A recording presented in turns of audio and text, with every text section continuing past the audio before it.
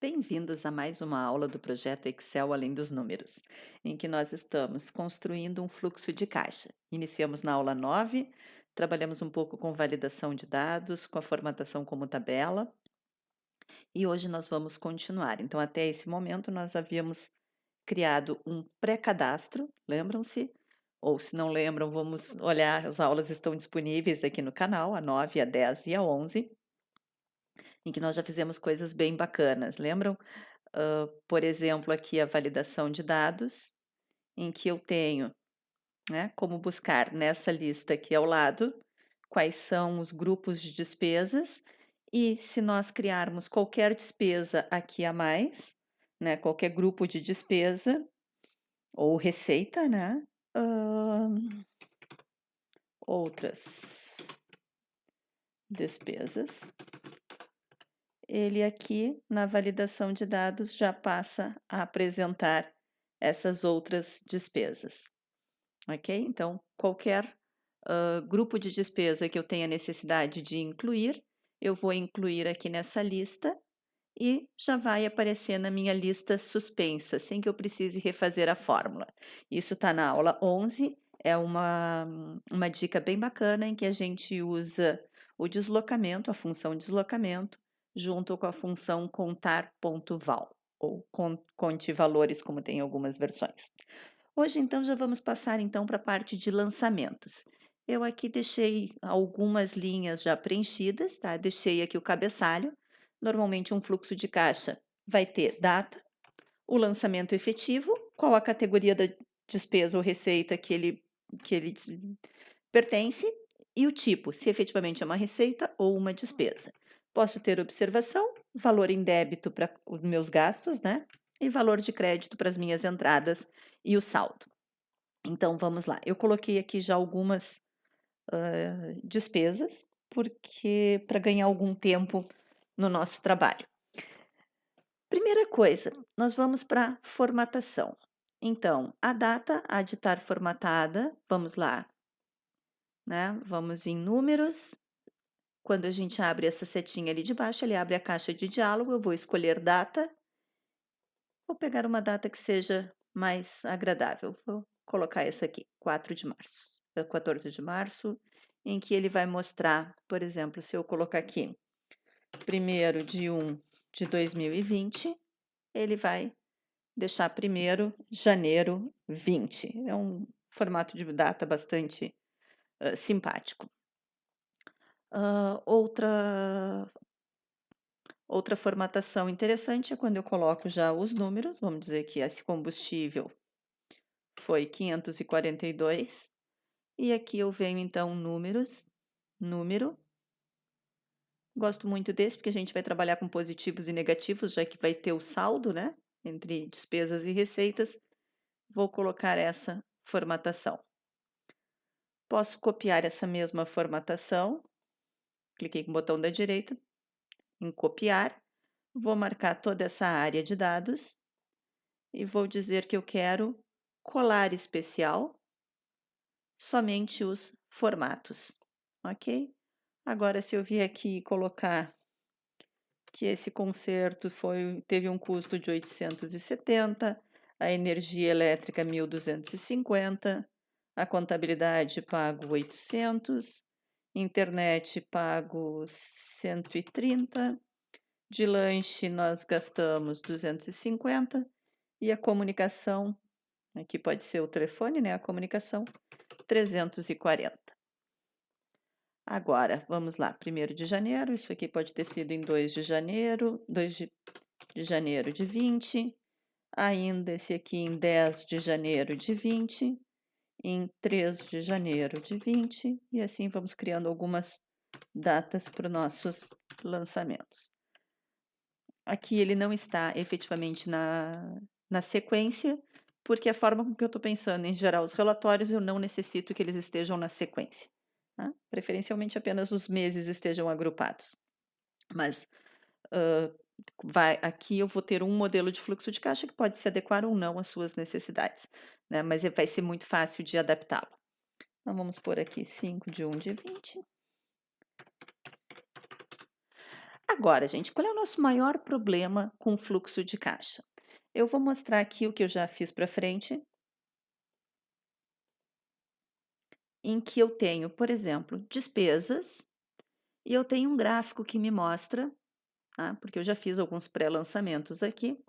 Esse gráfico me mostra despesas administrativas de água e de energia, de alimentação da equipe, e notem que realmente minha grande proporção aqui é nas despesas administrativas. O que acontece? Isso aqui, ele está buscando categorias específicas de despesas. Então, assim, para nós termos controle dentro de um fluxo de caixa, quanto mais padronizados tiverem os lançamentos, melhor. Por isso que primeiro nós iniciamos com um cadastro, lembram-se? Em que a gente tinha aqui os tipos de lançamentos que até esse momento a gente achou possível ou necessário, os grupos que buscava desta validação, né, que a gente tem nessa lista, e o tipo se ele é uma receita ou despesa. Então, nada mais justo de que agora, quando nós vamos iniciar os lançamentos, que a gente diga: esta coluna somente poderá ter lançamentos que estejam na nossa base cadastral. Como a gente vai fazer isso? Lembram-se que nós já validamos dados entre validar, né, dados, validação, validação de dados. Nós vamos querer uma lista e a gente já aprendeu na aula 11, eu vou repetir aqui, a sobreposição de comandos, né, em que a gente vai utilizar o deslocamento e o contar ponto val. Eles são bastante simples e vão fazer com que cada vez que eu tiver um registro novo lá na minha folha de dados, ele consiga aparecer já automaticamente para mim nessa planilha. Então, aqui vai ser deslocamento. E aí, eu vou deslocar o quê? Eu vou deslocar a partir da minha célula B2. Eu quero da linha 2, 3, 4, 5 ou da 1? Não, eu quero exatamente da linha 2. Então, vai 0. Se eu quisesse da linha 3, por exemplo, eu colocaria aqui um 1. Se eu quisesse da linha 4, um 2. E assim iria o deslocamento. Coluna, eu quero que seja 0, porque eu quero que seja exatamente na coluna B, não quero que vá para C. Se fosse a C, ia ser 1, se fosse a D, ia ser 2, e assim consequentemente. Agora, quantos registros eu quero, quantas opções eu quero que ele me mostre, quais as opções eu quero que ele me mostre dentro desta validação? Aí vem o contar ponto val, em que nós vamos dizer, conte todos os valores que tem nessa coluna. Notem que nessa coluna eu tenho a palavra lançamento lá em cima. E eu não quero que venha o lançamento, então eu vou pôr -1. Tudo que ele encontrar de valores, -1. Se ele encontrar 20 valores, ele vai me trazer 19, porque o primeiro era o título e 19 efetivamente eram as possibilidades de lançamentos.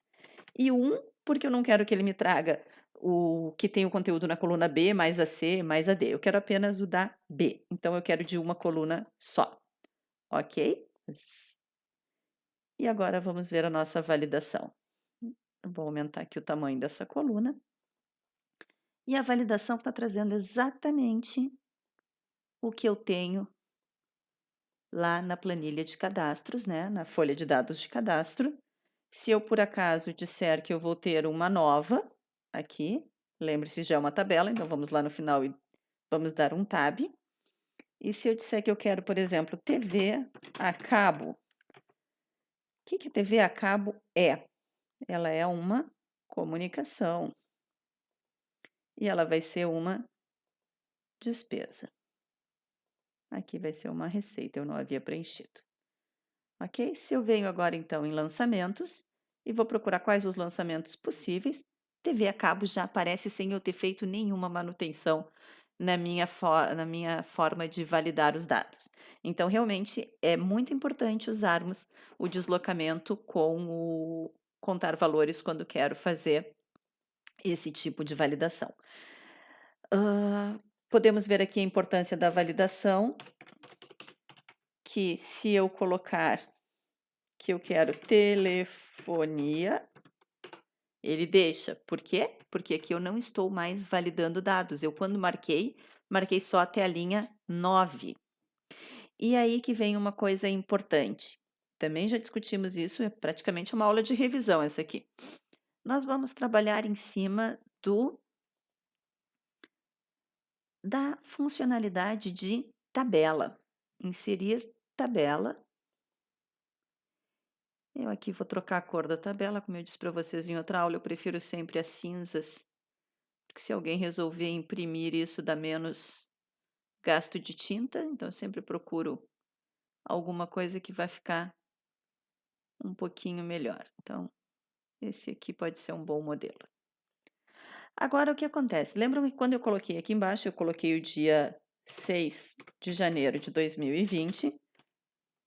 Agora, como eu tenho uma tabela e eu inseri uma linha, o mesmo efeito de eu ter dado um tab, quando eu digitei a partir da primeira célula que tem a tabela, ele também entendeu que a tabela aumentou de tamanho, aumentou para mais uma linha. E agora ele já vem com a formatação correta e ele já vem aqui com as opções que eu tenho disponível a partir da minha validação. E posso dizer aqui, por exemplo, que a TV a cabo me custa 56, ok? Vamos lá, então aqui nós já vimos a formatação usando tabela, a formatação dos dados, que nós tínhamos visto primeiro como número, né, e como data, e a validação de dados. Agora aqui, para fazer o saldo, como a gente vai trabalhar esse saldo? No primeiro registro, ele vai ser sempre igual o crédito menos o débito. Vejam que na tabela ele já copia, ele já leva para todas as células a primeira fórmula que eu coloquei. Ele faz um auto-preenchimento. Só que para o segundo, eu preciso, para saldo, ter uma coisa diferente. Eu preciso que seja o saldo anterior mais o crédito menos o débito.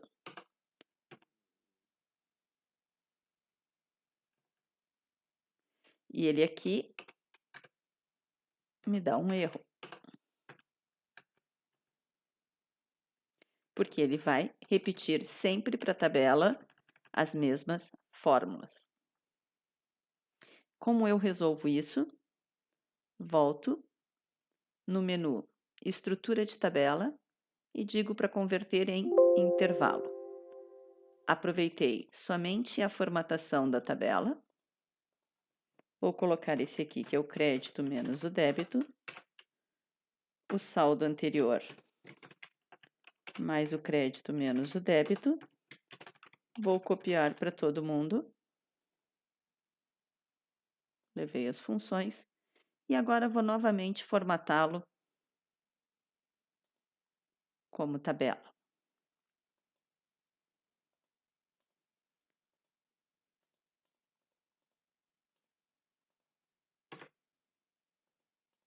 E nesse momento ele respeitou as fórmulas que eu tinha previamente cadastrado.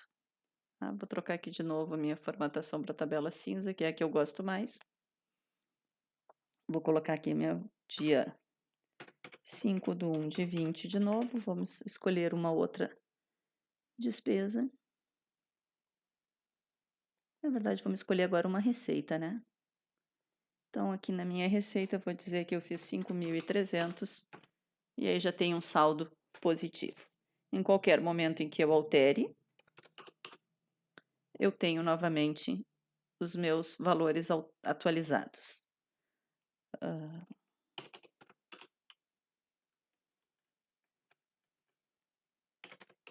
Ele vai trabalhando direto